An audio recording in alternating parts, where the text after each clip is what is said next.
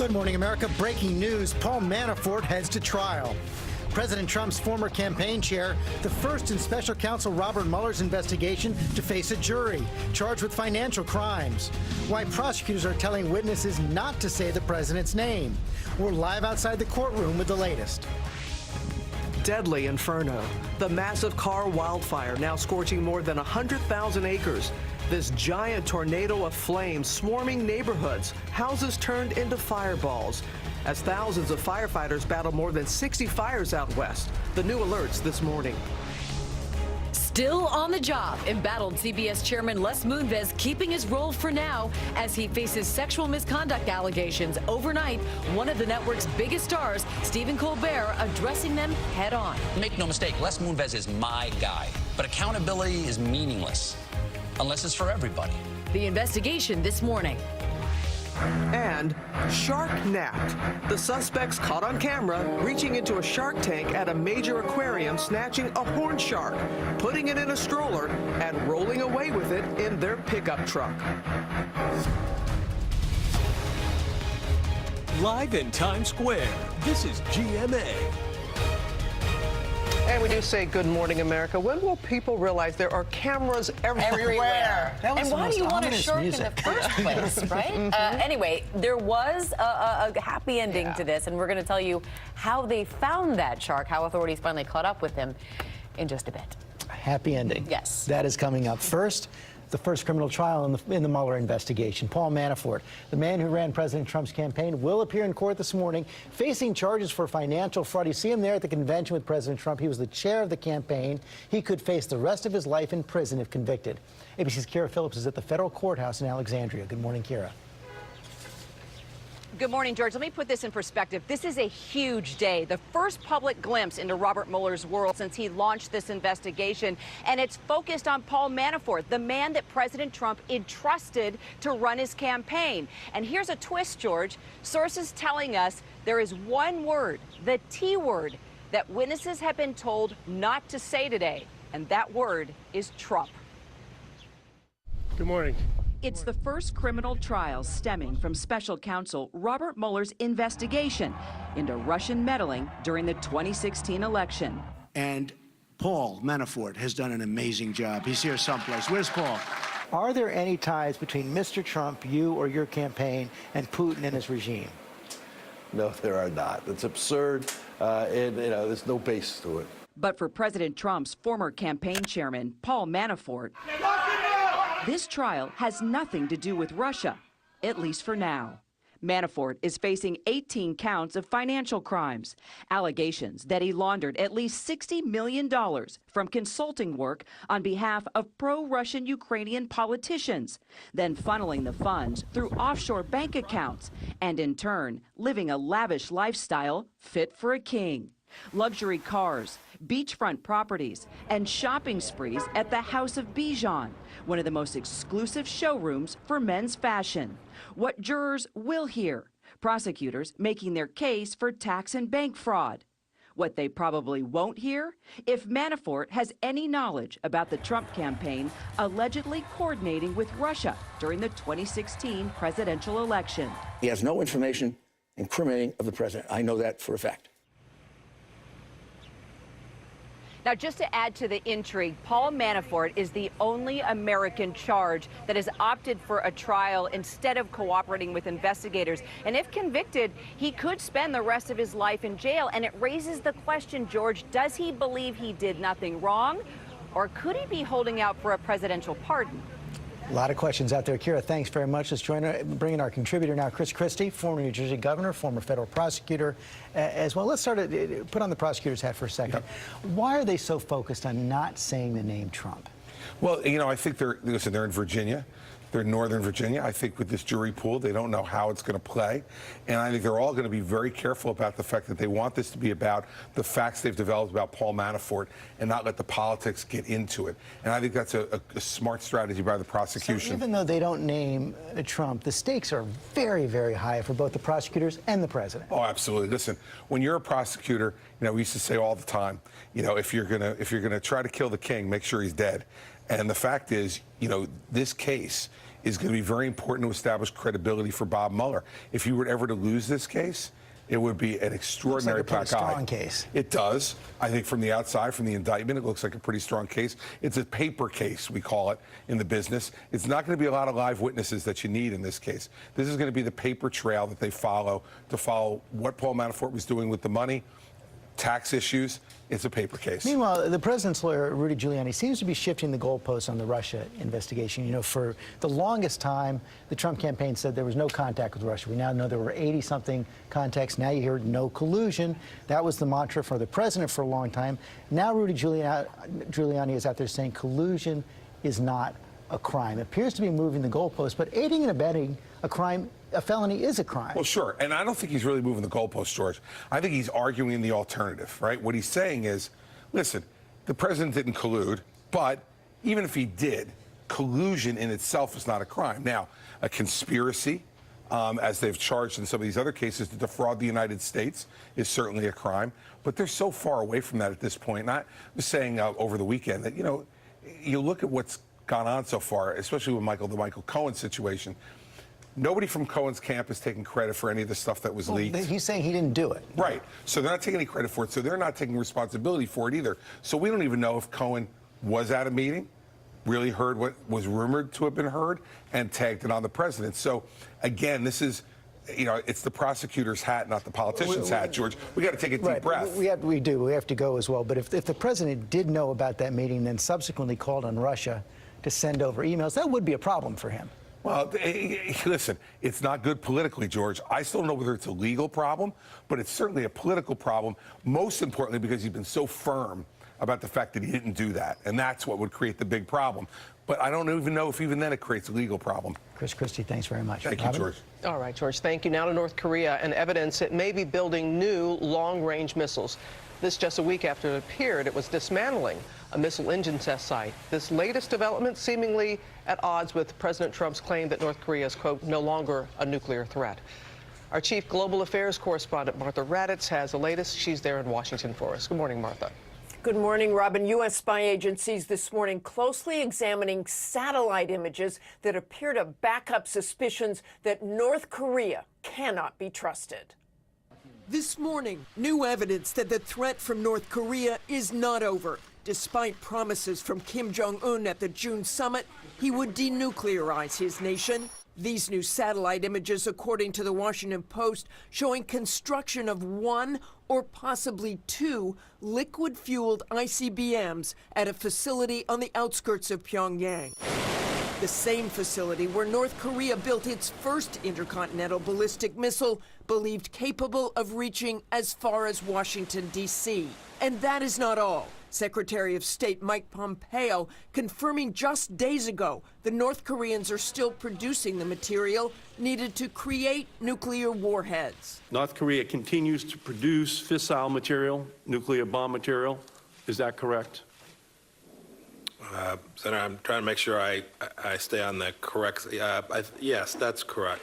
Yeah. Just trying to make sure I don't cross into classified information. I'm not trying to hesitate. Yes, they continue to produce fissile material. After his summit with Kim Jong-un in June, Trump declared there is no longer a nuclear threat from North Korea. And on Monday, boasting of progress with the regime. We met, as you know, with Chairman Kim, and you haven't had a missile fired off in 9 months. We got our prisoners back.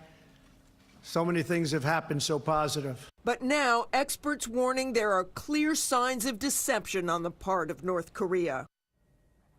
And while there have been signs that the North Koreans are dismantling an engine test stand, experts say it is one that is not really needed to continue production and may be just for show. And, Amy, there are no inspectors on the ground to verify anything. That is an important note indeed, Martha Raddatz. Thank you. Well, now to the latest on those devastating wildfires out west. This image, take a look, showing a giant fire-nado from the deadly car fire tearing through Northern California. It is now scorched more than 100,000 acres, and ABC's Kana Whitworth is there on the front lines in Redding for us. Good morning, Kana. Amy, good morning. This is now one of the most destructive wildfires in the history of the state. Firefighters calling it basically their worst nightmare. And from a wider angle, when you look at the damage here behind me, it's really scary to think about the fact that California hasn't even hit its peak fire season yet. This morning, the deadly car fire pushing west, forcing residents in neighboring counties to flee their homes.